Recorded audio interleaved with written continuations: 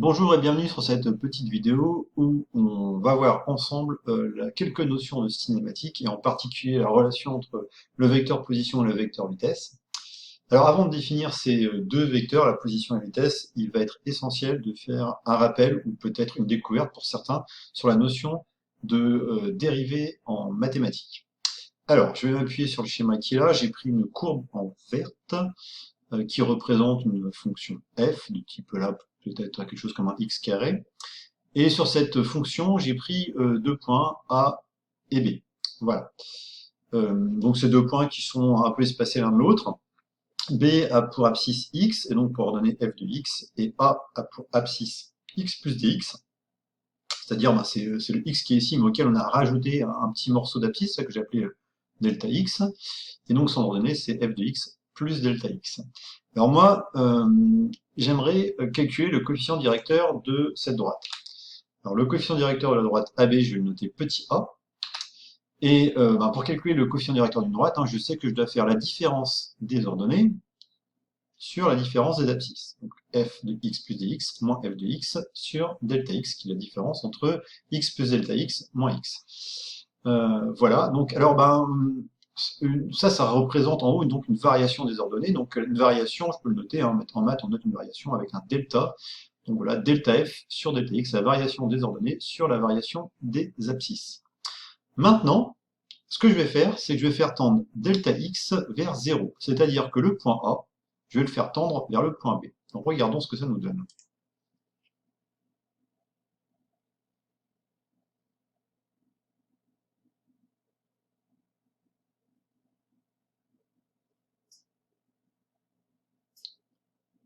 Voilà, on voit que la droite AB, ce n'est plus une droite quelconque maintenant. C'est une droite qui est tangente à la courbe f. Elle est tangente à la courbe f au point B. Donc quand je fais le tendre delta x vers 0, ma droite devient donc une tangente au point B à la courbe f. Et le coefficient directeur de cette tangente, je vais l'obtenir en calculant le rapport que j'ai ici, delta f sur delta x, mais en faisant tendre delta x vers 0. Donc c'est ce que j'obtiens ici. Voilà. Donc je prends ce rapport, delta f sur delta x, et en faisant le calcul de la limite de ce rapport quand delta x tend vers 0. Et en mathématiques, la limite de ce rapport quand delta x tend vers 0, c'est ce qu'on appelle la dérivée de la fonction f au point x. On la note f' de x. Donc la dérivée finalement de la fonction f au point x représente le coefficient directeur de la tangente à la courbe f au point d'abscisse x. Alors en maths, c'est pratique la dérivée parce que ça permet d'étudier la variation des courbes.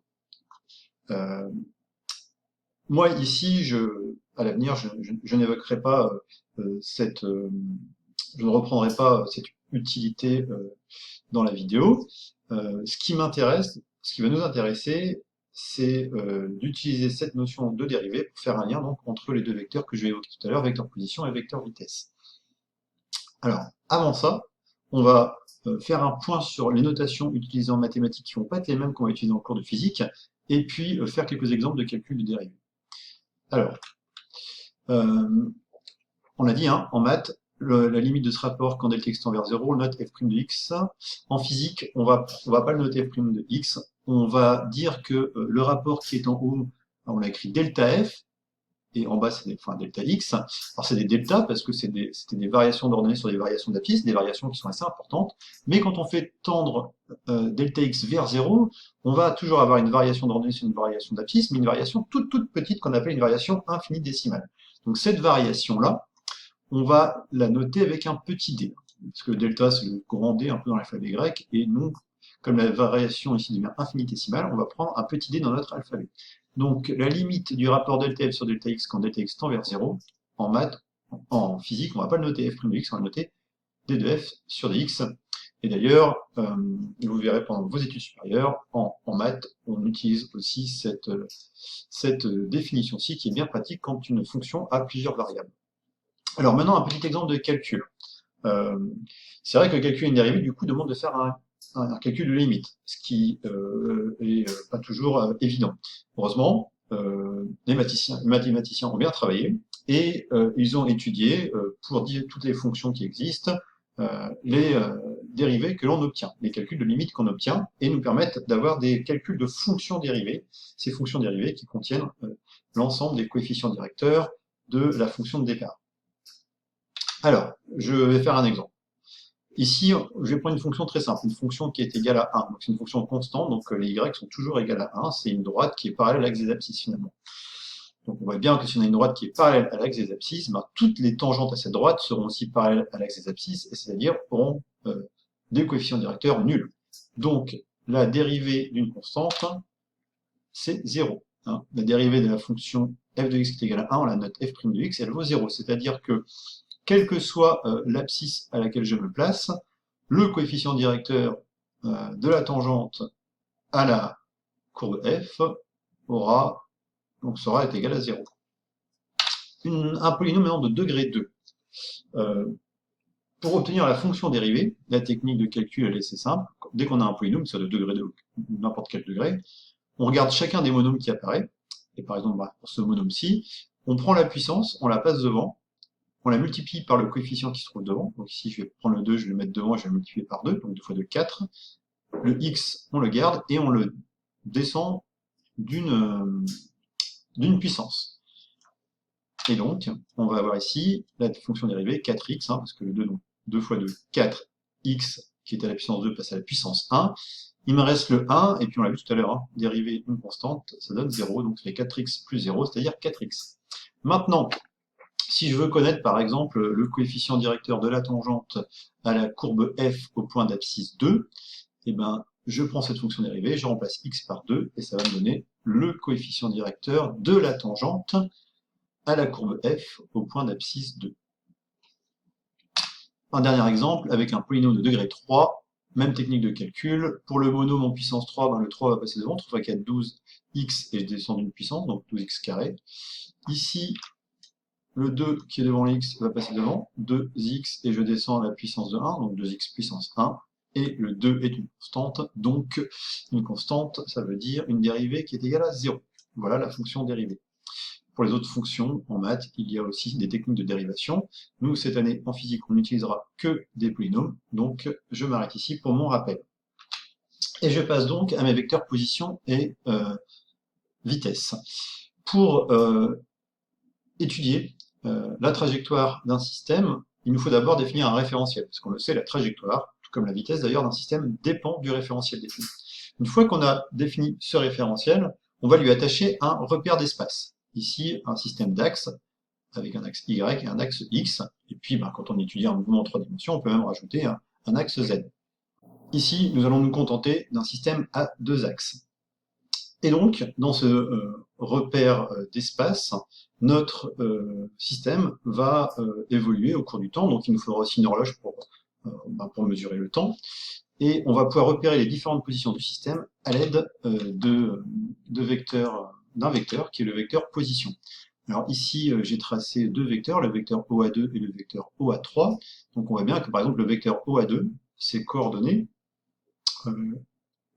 correspondent aux abscisses et aux ordonnées du point A2. Le vecteur OA3, pareil, ses coordonnées correspondront aux positions du point A3. C'est pour ça qu'on appelle les vecteurs OA le vecteur position du système. Et donc ce vecteur position, comme le système se déplace au cours du temps, et ben le vecteur position, ses coordonnées vont être des coordonnées qui dépendent du temps. Alors mettons que le système est au point A2 au temps T2, et ben il sera au point A3 au temps T2 plus un delta T, plus un petit quelque chose. Alors on va s'intéresser maintenant au vecteur vitesse et voir la relation qu'il a avec le vecteur position. Alors par définition, on l'a vu, le vecteur vitesse au point A2, ça va être le vecteur déplacement A2, A3 que divise la durée du déplacement. Alors déjà, faisons apparaître le vecteur position dans cette relation-là, parce qu'il n'apparaît pas clairement. Mais grâce à la relation de Chasles, je peux dire que A2, A3, c'est A2O plus OA3. Et puis A2O, c'est aussi moins OA2. Et donc je vois que la vitesse au point A2, finalement, c'est le vecteur position OA3 moins le vecteur position OA2 que divise la durée de déplacement entre les deux, delta t. D'accord, donc j'ai donc mon vecteur position, on voit qu'il apparaît dans l'expression du vecteur vitesse. Maintenant, et je peux même l'écrire comme ça, en fait, le vecteur vitesse au point A2, ben, c'est la variation du vecteur position, OA3 moins OA2, sur la durée. Hein, une variation, c'est toujours le final, donc là c'est OA3 moins l'initial, OA2, sur la durée. Mais cette définition, elle n'est pas très rigoureuse en fait, si on y pense bien. Pourquoi? Parce que on a dit que la vitesse au point A2 correspondait à la vitesse moyenne sur le trajet A2 A3. Mais sur le trajet A2 A3, il a pu se passer tout un tas de choses. La vitesse, elle a pu fortement varier, fortement augmenter ou fortement diminuer, ou même les deux. Et donc, c'est pas forcément la vitesse qui avait pile au point A2. Donc, pour diminuer notre erreur, qu'est-ce qu'on va faire? Ben, comme sur la courbe de la première partie de la vidéo, il faudrait prendre le point A3 et le rapprocher du point A2, même le faire tendre sur le point A2. Le faire tendre sur le point A2, ça veut dire faire tendre la durée delta t ici vers 0. Donc, la vraie vitesse instantanée au point A2, ça correspond à ce rapport-ci quand delta t tend vers 0. On va noter ça. Voilà.